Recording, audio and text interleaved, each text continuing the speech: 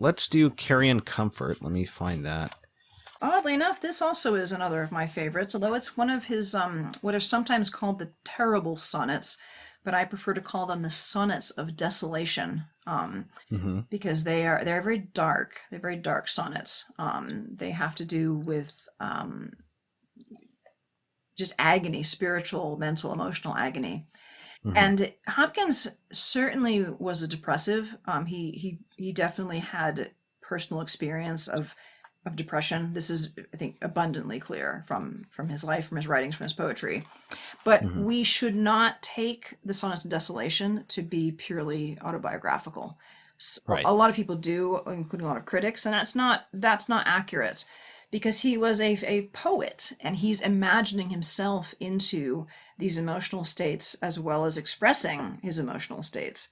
And Right. some of the poems, I note this in the annotations and in the introduction, some of the terrible sonnets come actually from his engagement with the Jesuits' spiritual exercises, where he's imagining himself into what would it be like to be among the damned, what would it be like to be so alienated from God. Okay, that's what it'd be like. Oh, it's pretty terrible. And then he writes a Mm. poem out of that. Now, and that, and as with, a poem like Carrying Comfort, clearly he is drawing on his own emotional suffering. It's so clear that he knows what he's talking about. But I Hmm. think he's being an artist with it. This is not simply a cri de coeur. It is a poem, a work of art. And I think that that makes it more accessible, because he is sharing something of himself, but he's not just gushing on the page, and therefore we can engage with it and share in it. Right. So can you explain the title before reading the poem? Right. So yes, carrion comfort, and I glossed this in my annotations. Carrion is dead and rotting flesh, usually of an animal. And so carrying comfort is therefore false and corrupting comfort. So despair is trying to offer a kind of comfort, but it's a corrupted kind of comfort. It's Hmm. carrion comfort. And I think that idea that despair could be comforting under certain emotional conditions is tremendously insightful on Hopkins' part, because there are Hmm. states of mind in which despair is a comfort. And he gets that, and he writes this poem, I think, out of that. So let me read Right. Carrion Comfort.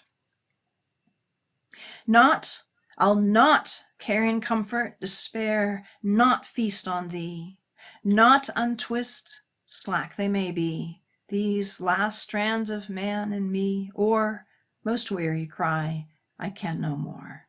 I can something, hope, wish day come, not choose not to be?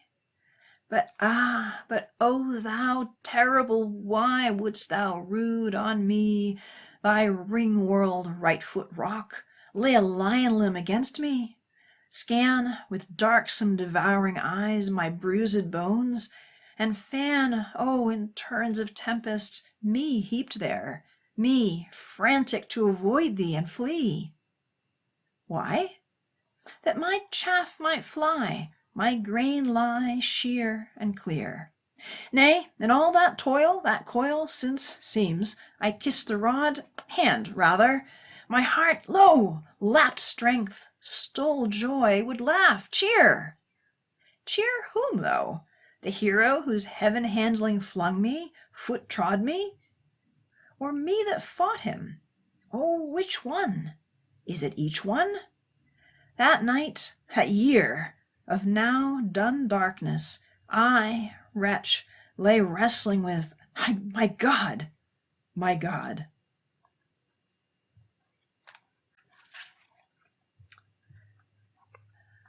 So that is Carrion Comfort, possibly, in my view, one of the most powerful poems that Hopkins ever wrote. Hmm.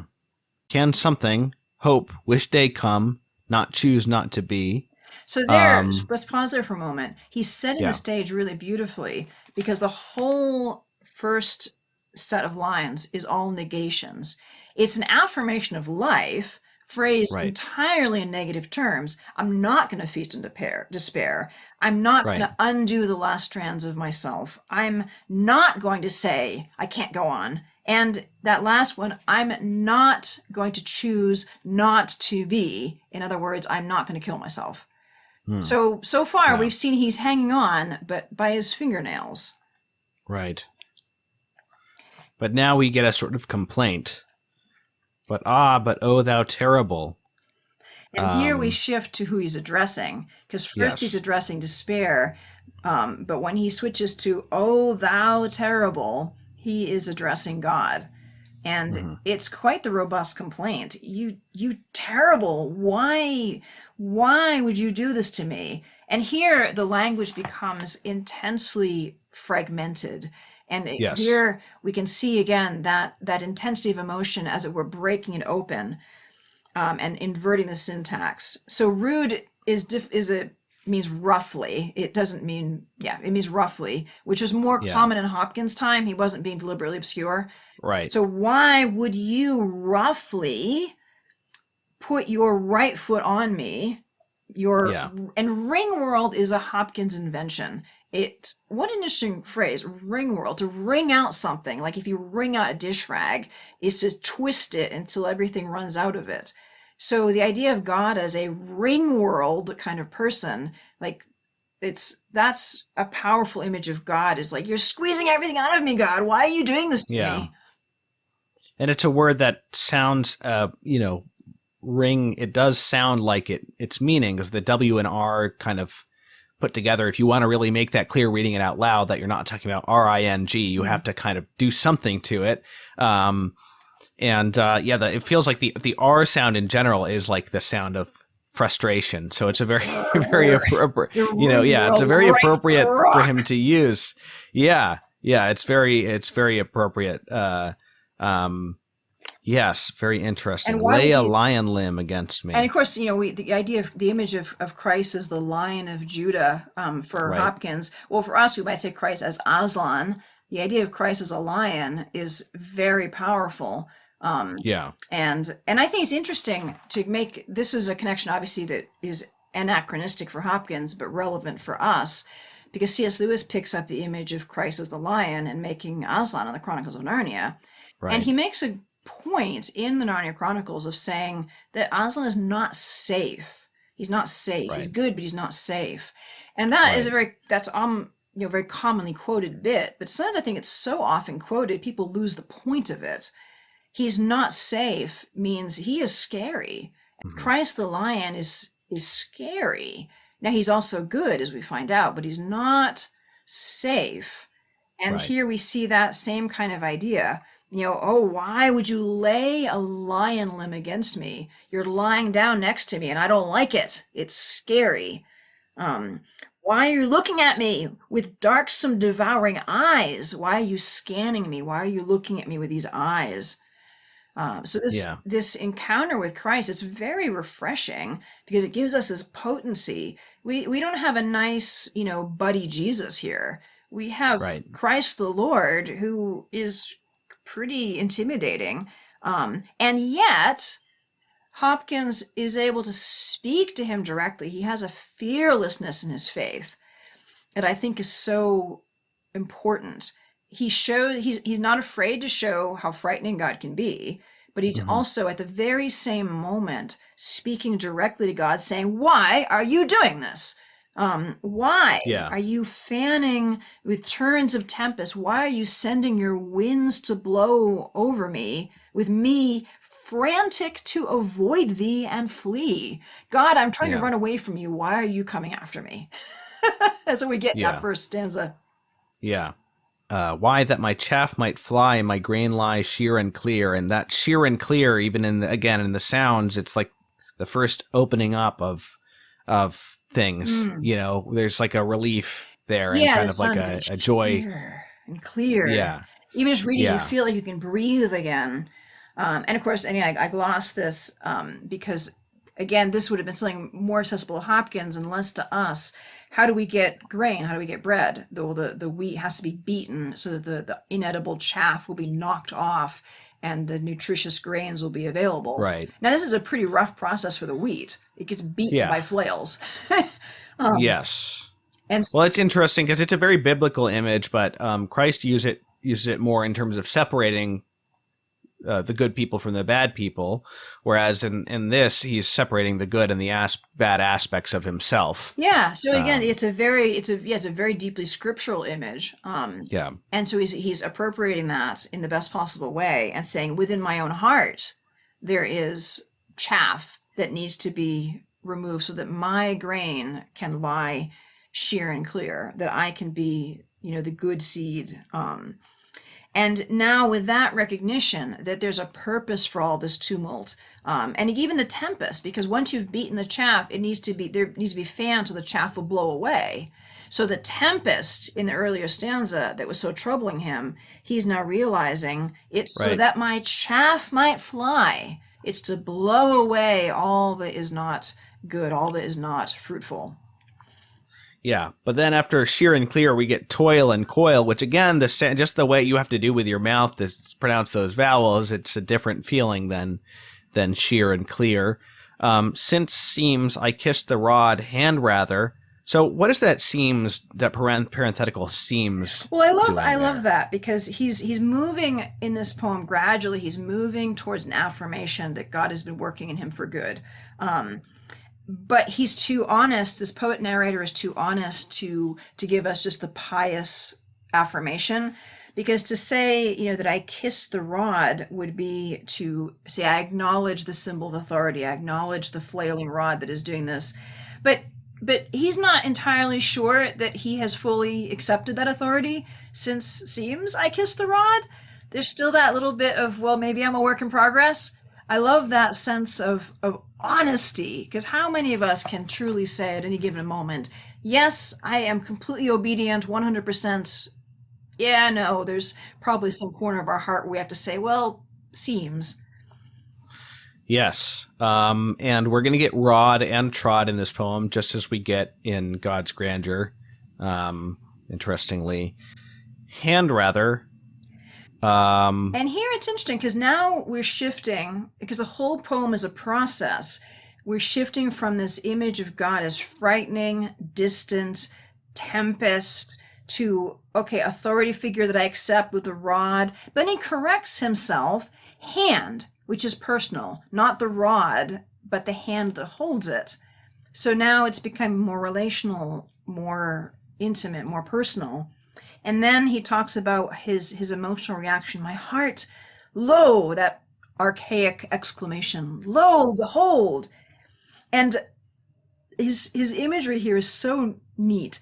Lapped strength, as if he's a kitten lapping at a little saucer of milk. Lapped strength, stole joy. Is he allowed to have joy? He steals some joy.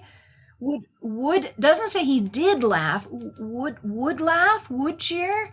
And again, the psychological and emotional and spiritual realism of this. He has had this recognition that God has put him through this for good. But does he bound up full of vim and vigor? No, he's weak as a kitten. He's barely kind of tentatively inching towards possibly having some joy. Yeah. Very realistic. Yeah. And cheer is interesting as a verb, because it's like, well, I suppose you could cheer yourself. You could cheer at something.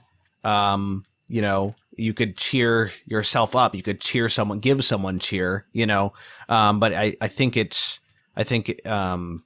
subsequent line indicates that it's the sense of cheering someone and applauding them in that sense, right? But again, the multiplicity of meaning is not coincidental, because Right. cheer is paired with laugh, so that sense of cheerfulness is there. Right, exactly. But then he moves, because he says, would laugh cheer, and the immediate question he asks, cheer whom? Who am I cheering? Right. Who am I cheering for? Yeah. And then he's not sure. Yeah. The hero, you could almost say, like, somebody might use that ironically, the hero who's heaven handling flung me, foot trod me, or me that fought him. That also doesn't sound great, like a thing to cheer. Oh, which one? Is it each one? And let's pause on that for just a second, because we have in that the idea of the hero, of course, that's Christ. And there is, I think, a touch of sort of self-deprecating irony. Am I cheering the one who flung me around and trod on me? Well, yeah, I guess I am. And then also he's saying, am I cheering myself who fought him? And I think that this is sort of at an arm's length allusion to Jacob wrestling with the angel. Because Okay. we do have the sense in scripture of the merits of wrestling with God. And Jacob Right. is rewarded by that. He wrestles with the angel all night, and he is rewarded. So yeah. Oh, which would fit with the type of action described in the first several lines, in that it is his right foot is on him, is laying a limb against him, his bruised bones. He's not being cut. He's not being stabbed. These are wrestling type, moves that are being underscoring used. the whole thing. There is that sense. It's a Jacob and the angel. That's a sort of undercurrent, scriptural undercurrent to this whole poem. Right. Now you don't need to recognize that to grasp the poem, but I think it's something that Hopkins is doing. And it helps us understand how he can say, maybe it is each one. Maybe I do get to cheer myself. And then I just love what he does in that last sentence, the last line and a half. That night, that year. Even in that, he starts to say, in that night of darkness, no, let's be honest, it wasn't just a passing night, that year of darkness. But that also plays on the two meanings of night, that the spirit in the Catholic spiritual tradition, the word night, doesn't refer to a specific span of time, Yeah, and he's really underscoring that. This was a whole time for him. It didn't pass easily. It didn't pass quickly. But at this point, it's now done darkness. Yes. And we started at the bleakest part where all he can do is say, well, I won't kill myself. But now, as we've moved through this, we're finally at the point we can look back and say, this darkness has passed. Now, done darkness. Yeah. And then he recognizes what has been happening all along. I, wretch, lay wrestling with, and I love that parenthetical exclamation, because we get the sense that he's realizing it at the moment. I was wrestling with God. My God, I was wrestling with God. It's this astonishment at realizing what God has been doing in all of this suffering.